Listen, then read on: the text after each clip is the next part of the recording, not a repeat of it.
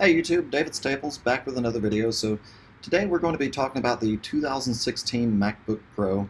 I've had this thing for roughly about 9 months or so and figured, you know what, it's time to go back and kind of review it since then. If you didn't catch the original review, go ahead and check that out at some point. I've got that, of course, on YouTube as well. And of course, here's a little preview here. You can see that it's not just an unboxing, it is actually an unbagging as well. I bought this thing brand new at one of the Apple stores just right down the road, and have put it through some paces here and really like what I've seen for the most part. So we're going to be talking about some of the things I like, some of the things I don't like, and maybe whether you should buy one. And of course the 2016 is really no longer the current version. They do have a 2017 version out now, but of course that was just some minor updates to it, some minor changes. You're really not going to notice any big differences between the 2016 and the 2017 as we go through and talk about these different options. So the one that I got is actually the 2.9 gigahertz. So I'll go ahead and pull up the little thing here so you can see exactly what I've got. So we're going to go ahead and share out my desktop here. You can see I've got the late 2016 15-inch, of course, as I mentioned. It's a 2.9 gigahertz Intel Core i7. It does come with 16 gigs of 2133 megahertz DDR3 RAM. The graphics is the 4 gig Radeon Pro 460 with the Intel Graphics 530 in here.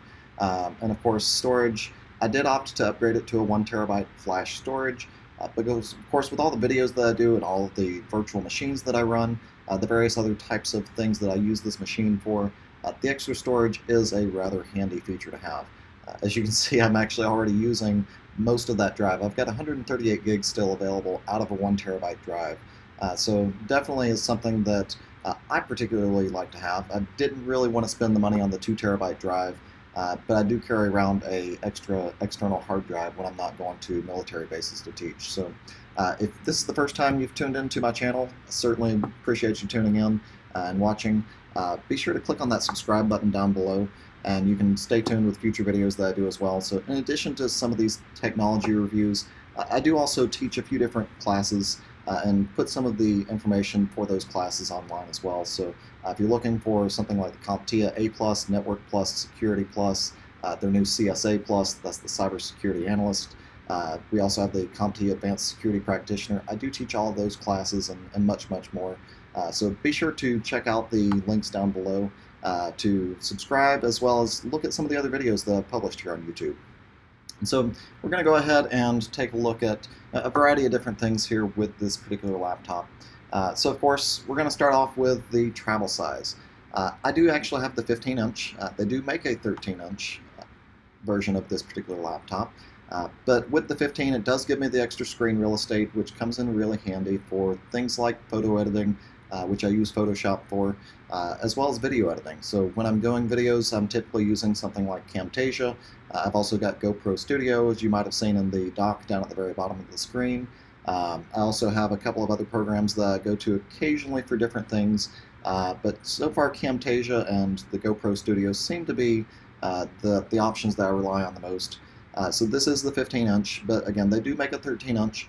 Now, of course, with this being the 2016, that's the year that they introduced the new touch bar. So I'm going to go ahead and grab the camera here and let you see this touch bar. So at the moment, you can see that we've got some icons up here at the top right for things like audio. There is normally a Siri button up there. I got really tired of accidentally hitting the Siri button, so I went ahead and just removed it. This is customizable depending upon what you're doing. You will see other icons show up here along the top. And of course, the new laptops are missing the escape key, so of course they've turned that into kind of a virtual key here that you can just kind of press on that touch bar. So with the touch bar, again, the thing that I don't necessarily like about it is the fact that there's a Siri button up there, but just to the right of the touch bar is a really handy feature that they've added, and that's basically fingerprint recognition. So now instead of having to actually type in my password every time that I open up the laptop, I can actually just hold down one of my fingers onto that button just like I would on my iPhone, and it will actually unlock the system for me. Now the caveat to that is that you have to have already logged into the system to be able to use that feature. So I can't just turn the computer on from a cold boot and be able to use that. I do actually have to have turned it on, logged in, close the lid, and then when I reopen it, I can just very quickly re-access the system using my fingerprint. So definitely a very handy feature there as well. And of course, they are integrating things like Apple Pay with this as well. So now I can actually go to a website. If it has Apple Pay there, I can just hold my finger down on that little fingerprint recognition system, and it will actually let me pay with Apple Pay without having to type in a password. I don't have to get out my wallet and get out a credit card. So that can be rather handy as well. But back to the size, I mentioned that it is very handy to actually travel with this thing. I've had company laptops in the past that were rather thick laptops, an inch thick or so. For I guess I've had Compaq in the past. I've had Dell. I've had ThinkPads. I think my last one was an HP, and this is definitely a really nice size laptop. As you can see, it is really, really thin. So it folds up nice and flat, goes in my laptop bag, and this thing goes everywhere with me. As I mentioned, I do teach a lot of classes, and that pretty much puts me all over the United States. In fact, last year I traveled to 29 states and 3 countries. Again, that's just in 2016. So, of course, this thing hasn't been to 29 states and 3 countries yet, but it's certainly working its way up there. I think I've been to at least 12 states so far this year. So, moving on, we've got the USB-C that you could actually see when I held it up just a moment ago. So, if you're not familiar with the new USB-C, there's 2 ports here. And then, of course, I've got 2 on the other side, which I'm currently using. These ports are basically the future of USB. 1 second here while I... But of course, let's see if everything comes right back here. Fantastic. As you can see, they do unplug a little bit easy if... for whatever reason, I do need to move it around, so I'm just going to kind of reshift things around here, and hopefully we don't have any more unplugging. I think that might have been my Yeti mic here. But with the USB-C, it is really nice that you can actually plug it in upside down, right side up. Either way works just fine. The older USB Type-A that we had, of course, was that kind of flat rectangular plug, and it's nice that those are available in pretty much any new car that you buy these days. But hopefully those will transition to USB-C as well. USB-C does allow you to push a little more power through the device. So of course that means that we can charge things a little faster. We can get a little higher speed when we're looking at moving files back and forth from a hard drive. If I'm copying files off of the memory card from my GoPro with a USB-C adapter, I can move those files off of that card a little bit quicker. Power also comes through USB-C on this device as well. As you can see, there were four plugs here. So there is, just to show you the plug, I can unplug power safely, I think. So you can actually see the power plug is USB Type-C as well. So out of the box from Apple, you basically get just the brick and then a detachable power cord. So that is another nice feature of the 2016-2017 MacBook Pro. And there's a part here that basically just plugs right into the wall. I actually took the cord from one of my previous MacBook Pros, and basically I'm using it to kind of extend that a little bit, because some of the classrooms that I go teach in, there's not a good place to actually plug in a brick like this on whatever power outlet I have, in addition to everything else that I might be plugging in, as well as sometimes I'm just kind of too far away from the wall. So the new design of the power brick is definitely a really nice feature as well. Now, of course, it is missing the MagSafe that we had back with the previous versions of MacBook Pros. MagSafe, of course, is a really nice feature to have, and they do make adapters for USB Type-C, so if you're really wanting that MagSafe feature back, I think I even saw some of those at Best Buy when I was walking over there yesterday. One of the complaints that I do have about the MacBook Pro, though, is the webcam. So right now I'm actually broadcasting using a Logitech C920 webcam. You can check it out in the description for the video down below. If you're looking for a webcam, seems to be really good quality. And just to kind of show you a comparison of what the Logitech looks like versus the built-in webcam, I'll go ahead and switch over to the built-in webcam here. And as you can see, it's an okay picture quality. It's a little bit yellowish perhaps, a little bit dim, but when you compare that versus the Logitech, to me it's really no contest. One of the problems that I've got with the MacBook Pro, of course, when it comes to the webcam, is that it is a 720p webcam. Now, this is 2016, 2017 now, of course. Why don't we have a 1080p webcam for these things? I understand perhaps maybe not going to 4K quite yet, but it should at least have a 1080p. For FaceTime, 720p might be just fine.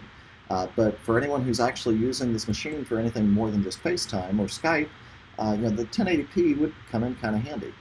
So I do have a few videos that I've recorded on the channel as well using the built-in webcam, but I think from now on I'll probably be using this Logitech just to get that 1080p really nice, crisp, and clear picture. So look forward to having a little bit better quality there. But again, why Apple didn't just go ahead and include a 1080p camera on this thing, I have no idea. As far as the CPU and GPU power for it, it does seem to do pretty much everything that I need to do. As I mentioned, I do run a variety of different applications on here. As you can see down here at the very bottom of my screen, I do have, grab this off the screen here, so I do have SQL Pro on here that I use for connecting to my MySQL server. I've got Wireshark, GNS3 is what I use to teach some of the Cisco classes that I do. I've also got VMware Fusion. So when I'm teaching a security class perhaps, sometimes I'll actually pull up this version of Linux called Kali Linux. As you can see, it actually restarts this virtual machine very, very quickly and basically allows me to come in here and do things like password cracking. I can do wireless attacks if I want to show how to crack web. There's various different types of tools in here that we cover, especially when we look at our CompTIA Advanced Security Practitioner class. And if you're looking for training on that as well, I'll have a link in the description below for how you can actually sign up for one of those classes. Or you feel free to send me an email. My email, I believe, is on the About tab of the channel as well. So coming back to VMware Fusion, of course, I can run a number of virtual machines all at the same time as well. So if I wanted to run this one and perhaps Windows 2016 Server and maybe CentOS all at the same time and maybe Windows 10, I could actually run a couple of these at the same time. So I'll just go ahead and start up a Windows 10 virtual machine here as well. And as you can see, it does take perhaps a moment more for it to restore that particular virtual machine, especially since I'm running another one at the same time. But here I am running Windows 10, Kali Linux, and of course my underlying Mac OS all at the same time, and really not any problems with delay, things opening slowly. If I come over here to click on Start, theoretically not any sort of delay, right? There it goes. Maybe I just didn't click on it right. Click on File Explorer, launches just fine there. I can open up a VCE player. I can actually open up a Cisco Packet Tracer if I want to start Cisco Packet Tracer. Again, one of the things that I use in my Cisco classes here. So let's just go ahead and actually pause these virtual machines where they're at, and I'll come back to those later. So again, I use VMware Fusion, but you can run other virtual machine software on this Mac as well. There's a program called VirtualBox that is a really good application for those of you who are just looking for some of the basics. I was willing to pay the $80 for VMware Fusion just to have a few extra bells and whistles that may not necessarily come on some of the other virtual machine platforms. Let's see, so we talked about SQL Pro, so of course I do use this machine for all my YouTube videos as well, including the video that you're watching right now. I've got a program on here called OBS. It's the Open Broadcasting Software, so in addition to pulling up the video from the Logitech that you're watching right now, to combining the video from the built-in webcam, to showing you my desktop, to being able to render this and stream it directly out to YouTube, it seems to be able to handle all that in addition to running VMware at the same time. So it does seem to be a rather nice, powerful machine here. So one of the other things that I do have an issue with this machine that perhaps is a design flaw from Apple, I'm not real sure, but that goes with the keyboard.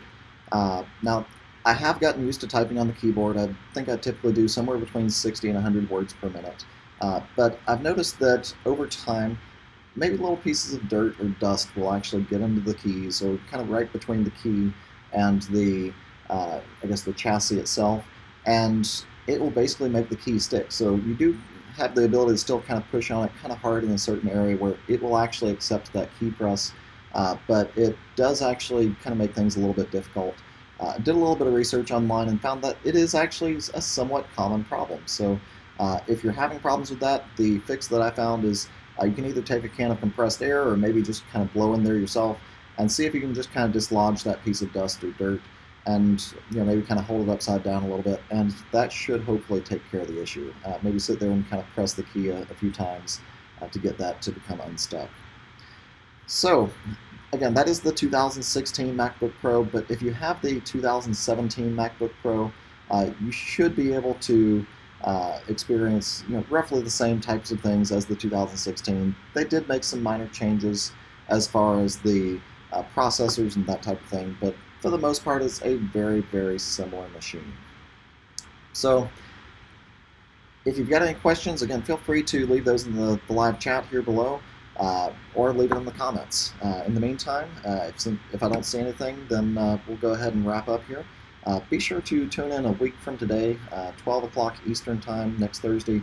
I'll be doing another live stream for the CompTIA Cybersecurity Analyst Certification, where we'll be talking about 5 mistakes that people commonly make when it comes to cybersecurity, their own online security. So in the meantime, I will see you in the next video, and be sure to click on that subscribe button down below. I would certainly appreciate it. And again, if you want to purchase one of the Logitech webcams or the Yeti mic that I'm using right now, there's affiliate links down below for those as well. I do receive a very small portion of the commission from Amazon for those purchases. It's not a large amount, but I would certainly appreciate if you happen to want one of these devices, if you'll use one of those links. But in the meantime, you guys take care, and I will see you very soon.